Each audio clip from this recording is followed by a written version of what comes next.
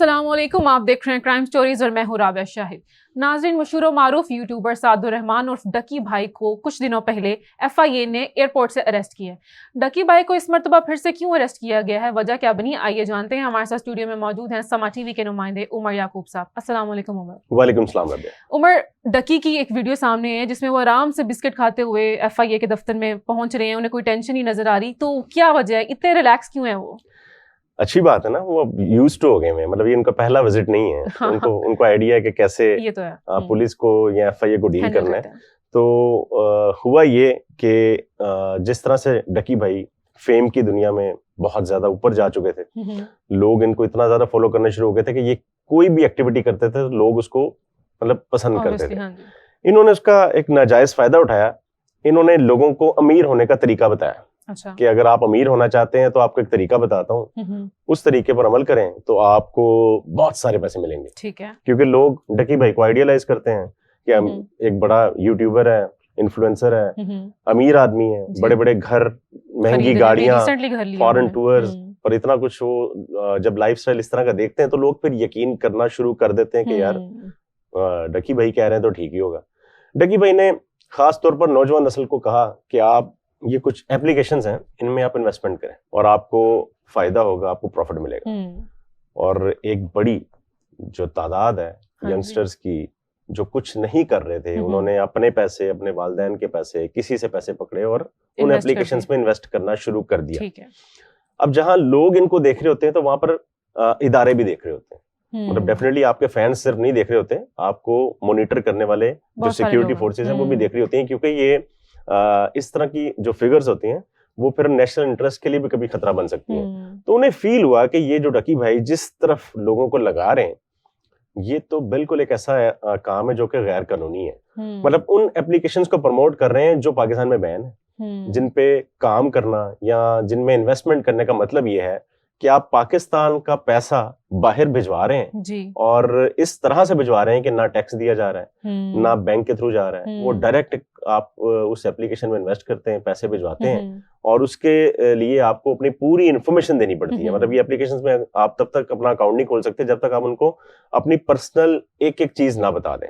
तो उसका नुकसान ये होता था कि बहुत से लोगों को बाद में फिर जो दीगर मसाइल है उनका सामना करना पड़ता था। मतलब उनके बैंक से पैसे निकल गए अकाउंट से जी। और उनके साथ तरह तरह के फ्रॉड हो गए।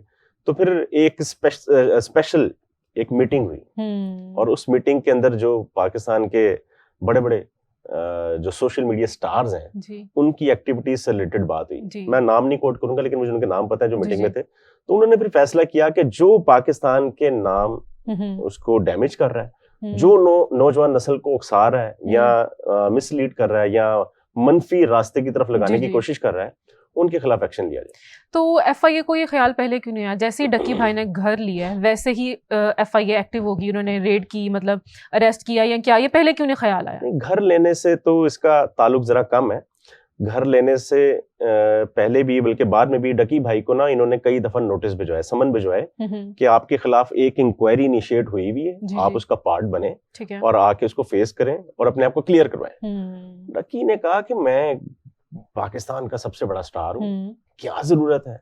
उसने इधर उधर से 2-3 कॉल्स करवाई और उसने बॉदर ही नहीं किया कि वहां पर जाएं, क्योंकि NCCIA ने इसको मुतअद्दिद दफा बुलाया कि आपके खिलाफ एक इंक्वायरी चल रही है, आप उसका हिस्सा बने, वरना फिर इनको एक मतलब लीगल तरीका अडॉप्ट करना पड़ेगा जिसके अंदर FIR का अंदराज होगा, डकी भाई की गिरफ्तारी होगी। लेकिन डकी भाई ने उसको सीरियस नहीं लिया। अच्छा उमर, अगर मैं वकार ज़का की बात करूं तो वकार ज़का का भी सेम पैटर्न है, वो भी मतलब लोगों को इन्फ्लुएंस करते हैं इस हवाले से। तो उन्होंने डकी भाई की काफी साइड ली है इस मामले में, तो उस हवाले से स्टेटमेंट क्या कहेंगे आप उनके बारे में जो उन्होंने देखें दिया? अभी तो शुरुआत है ना, अभी तो डकी भाई, मैंने आपको बताया ना कि सिर्फ डकी भाई इसके अंदर इन्वॉल्व है। वसीम अकरम साहब का नाम भी सामने आया है। मैंने आपको कहा ना कि अभी तो सिर्फ डकी भाई से इन्वेस्टिगेशन चल रही है। डकी भाई का मोबाइल इस वक्त NCCI की कस्टडी में है। उसमें से जो चीजें निकली है मैं आपको बताऊं, अगर आपको इनसाइड स्टोरी बताऊं कि डकी भाई की 27 ऐसी वीडियोस हैं जो लोगों को उकसाने वाली हैं और उन वीडियोस को बुनियाद बनाया गया। उनकी जो तहकीकात है वो उन वीडियोस की बुनियाद पर की जा रही है कि आपने फलां वीडियो के अंदर फलां लोगों को फलां एप्लीकेशंस को प्रमोट किया और उनके अंदर इन्वेस्टमेंट का कहा, फलां एक ये तरीका बनाया जो कि फ्रॉड था। फिर अब कोई एक वकास नाम का कोई शख्स है जिसके साथ डकी भाई बाकायदा राब्ते में थे और वो वकास जो है वो इन्हें बताता था किस तरह से इन्वेस्टमेंट करवानी है, किस तरह से एप्लीकेशंस को करवाना है। कुल 11 एप्लीकेशंस हैं जो कि क्लियर कट बैटिंग की हैं, जुए की हैं, जिनका डकी भाई को पाकिस्तान के अंदर कंट्री हेड बनाया हुआ था। अच्छा, ये अभी तक इंटरोगेशन में सामने आया है कि 11 एप्लीकेशंस को ये प्रमोट कर रहे थे, उनमें लोगों की इन्वेस्टमेंट करवा रहे थे और मुतअद्दिद लोगों ने बड़ी हैवी अमाउंट इसके अंदर इन्वेस्टमेंट की हुई है। और वो इस तरह का है कि राबिया, फॉर एग्जांपल, अगर आपने इसमें इन्वेस्टमेंट की है और वो डूब गई है तो आप किसी को शिकायत भी नहीं कर सकते, क्योंकि वो किस कानून के तहत वो उसके खिलाफ कार्रवाई करेंगे, ये काम ही इलीगल है। वो एप्लीकेशन पाकिस्तान के अंदर रजिस्टर्ड ही नहीं है, तो आप किस तरह से कर सकते हैं। तो डकी भाई के पास इस तरह के मतलब इसका कोई जवाब नहीं था। दूसरी बात, जब डकी भाई को एयरपोर्ट से अरेस्ट किया ना, तो वो इतना इजी नहीं था डकी भाई को टैकल करना। डकी भाई ने 3 घंटे तक तो कोऑपरेट नहीं किया। अच्छा। उनका मोबाइल जो आईफोन 16 प्रो मैक्स है वो ले लिया गया और उसका जो पासवर्ड उनसे मांगा तो उन्होंने 3 घंटे तक फिर पासवर्ड नहीं दिया। और पासवर्ड लेने के लिए फिर उन्होंने अपना एक जो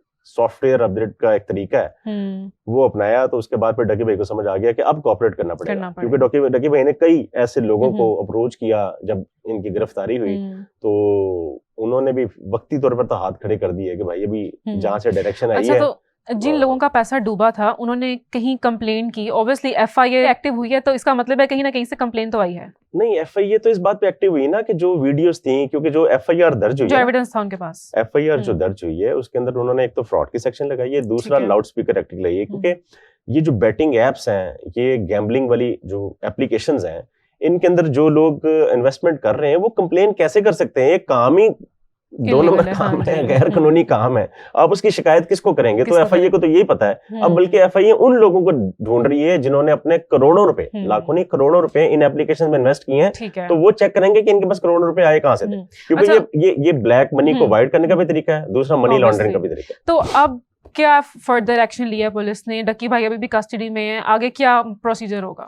एक लंबा प्रोसीजर है। 2 दिन का इनका रिमांड था पहले, और उसके बाद अब मजीद 4 दिन का रिमांड मिल गया। वैसे तो इन्होंने 28 दिन का रिमांड मांगा था, लेकिन 4 दिन का मिल गया। तो इतनी जल्दी डकी भाई की जान छूटने वाली नहीं है, चीजें अभी स्टैब्लिश होंगी। और सिर्फ डकी भाई पे नहीं है, बात बहुत नहीं रुकनी, आगे एक लंबी लिस्ट है। वो लिस्ट मैं आपके साथ अभी नहीं शेयर कर सकता। मैंने देखी है, मेरे पास मतलब हार्ड कॉपी में मौजूद नहीं है, लेकिन 11 मुख्तलिफ ऐसे इन्फ्लुएंसर्स हैं जो पाकिस्तान के अंदर जो नौजवान नस्ल है उनको इस डायरेक्शन में लगा रहे हैं कि उनका मुस्तकबिल और वो नॉन फेसेस हैं। वो मतलब देखे ना, एक सीनियर ऑफिसर जो कि एडिशनल डायरेक्टर हैं एनसीसीआई के, उनसे बात हो रही थी तो वो यही कह रहे थे कि वो हम बचपन में सुनते थे कि लोगों ने अपने बच्चों को डॉक्टर बनाना है, इंजीनियर बनाना है, पायलट बनाना है।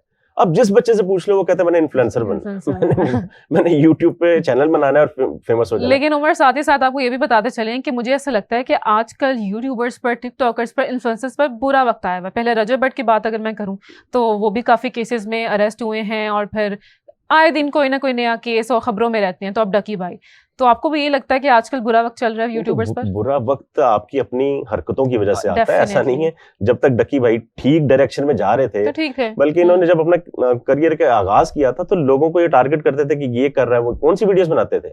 वो लोगों को सिर्फ तनकीद का निशान बनाते थे, तब भी कोई इतराज नहीं करता था कि चलो ये आपका ये यूट्यूब है, सोशल मीडिया है, वहां पर कोई मसला नहीं। अब जब वो एक फेस बन गए, नॉन फेस बन गए, तो उसके बाद अगर आप ऐसा काम करेंगे जो कि स्टेट ने जिस पर पाबंदी लगाई है वो गैर कानूनी डिक्लेयर है, तो उसके बावजूद अगर आप उसको प्रमोट करेंगे और खुलेआम करेंगे, फिर मिलियंस ऑफ व्यूज आते हैं। मतलब उनके इतने जरा एक वीडियो पे 4-4, 5-5 मिलियन व्यूज आते हैं। तो लोग जब आपको 50-50 लाख लोग देख रहे हैं तो उसमें से अगर 5 लाख लोग भी अगर आपको फॉलो करना शुरू कर दें और उसमें से अगर 50,000 लोग भी आप उस पर अमल करना शुरू कर दें, तो आपने कितने लोगों को मतलब उनका फ्यूचर डिस्टर्ब किया। स्टेट को चैलेंज किया कि रोक सकते तो रोक के दिखाओ, बट स्टेट ने कोई एक्शन तो लेना था। बहरहाल ये सिर्फ मुझे लगता है सारी पावर की गेम है। आपको लगता है कि अगर आप लोगों को इन्फ्लुएंस कर सकते हैं तो आपको एक अच्छे वे में करना चाहिए, ना कि नेगेटिवली लोगों को इन्फ्लुएंस करें।